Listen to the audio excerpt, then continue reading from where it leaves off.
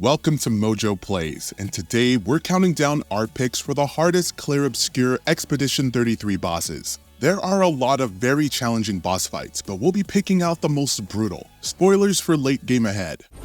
Here we go. Let's spill some ink. Before we get started, we post new videos all week long, so be sure to subscribe to MojoPlays and ring that bell to be notified about our latest videos. The Paintress. She's the Paintress.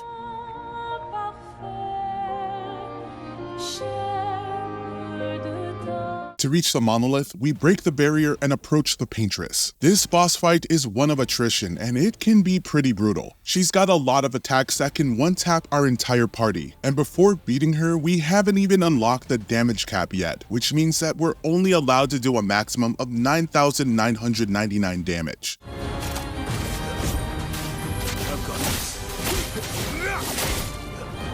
So we're pretty much stuck in survival mode for 3 phases against her. To be fair, she's essentially a goddess, but we have to slay her so that we can stop the dommage.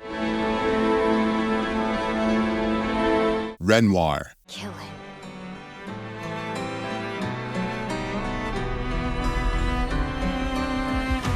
The old commander of the expeditions, Renoir, proves an extraordinarily difficult boss in his second fight. He and Verso have attained immortality, but Verso is tired of it. As we enter a bitter encounter with Renoir, he reluctantly raises his weapon. This guy straight up deletes a party member if he uses his gradient mix. Don't break her heart.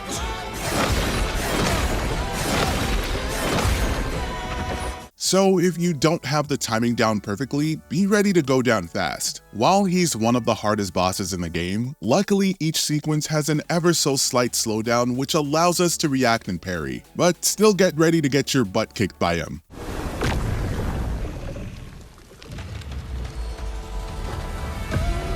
Sirene. On our quest to break the barrier, we hunt down 2 accents, one of which is Sirene. She's a special case in that it's extra hard to tell the timings of her attacks, since she moves a bit more on sound cues instead of visuals. Adding to the difficulty, she has attacks that are slightly delayed, and she specifically doesn't have a visible weak spot. Also, her attacks come with lots of different damage types, so your elements matter less in this fight. While you might still win the fight, you won't beat her on the dance floor.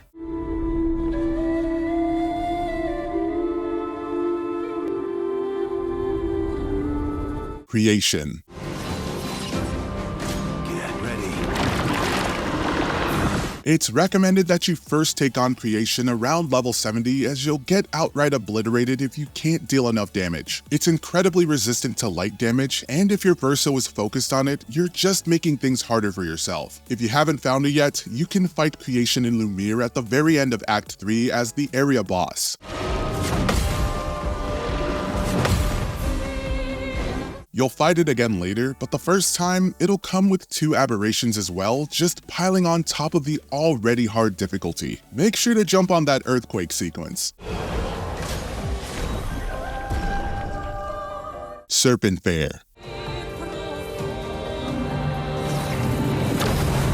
Serpent Fair is undoubtedly one of the coolest bosses in recent gaming, but it's only accessible with Eski's flight ability. As you approach the massive snake-like plant, the fight automatically begins, and this thing absorbs your entire AP at the start of its turn. That means if you don't have AP Recovery Luminous, you might as well give up and come back later.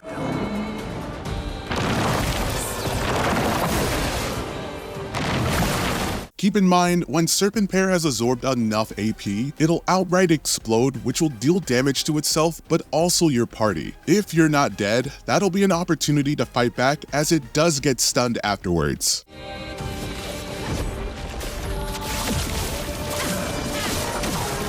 Sprung.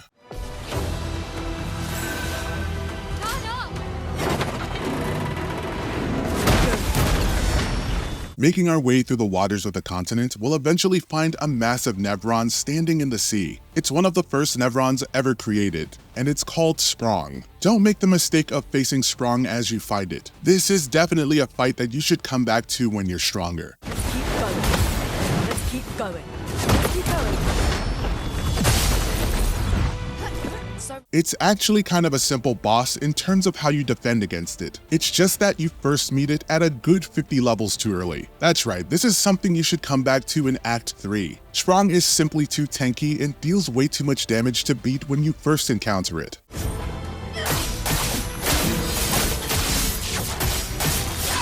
Painted Love.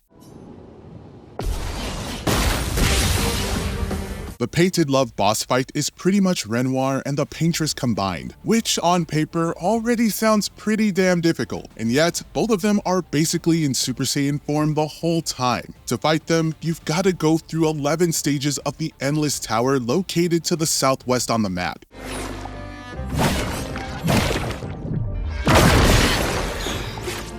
If you can't dodge and parry every single attack, you better bring some insurance because Painted Love hurts. It's one of the hardest boss fights in the entire game. Feel the embrace of fire! Golgra. A storm is coming. The Gestrels are pretty much living mannequins that are masters in the art of fighting. Their chief and leader, Golgra, can actually be challenged to a friendly duel. We even have the option to do so early, but lo and behold, Golgra sends us to the Shadow Realm in seconds. She can one-shot us even at high level.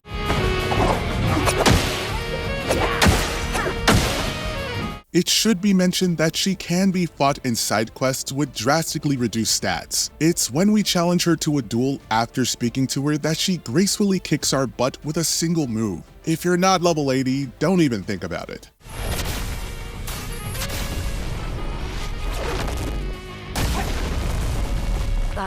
Clea.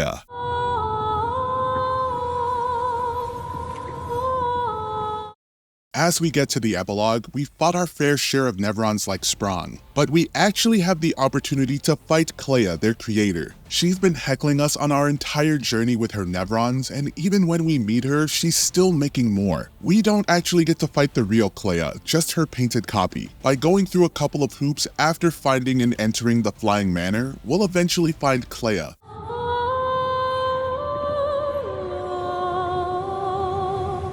She's surrounded by an aura that'll heal her for over 500,000 points of health at the end of her turn, unless dispelled by parrying every single combo she has. You heard that correctly. Play perfectly or lose. Even worse, she's got a bunch of stuns, and you're certainly not parrying when you can't move.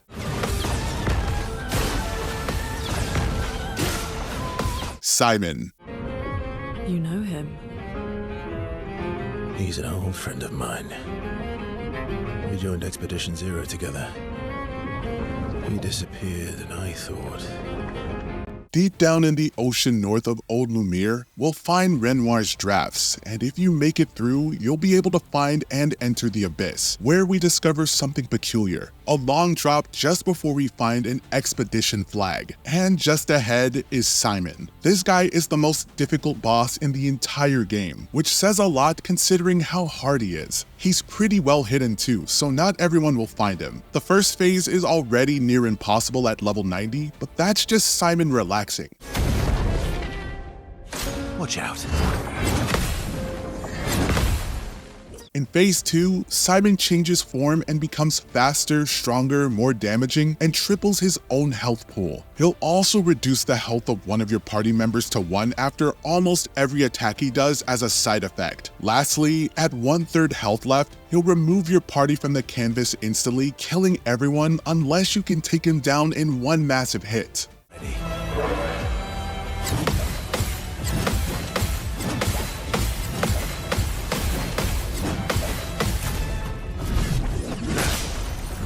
Have you fought Simon yet? Which boss gave you the most trouble? Be sure to let us know down in the comments below. A storm is coming.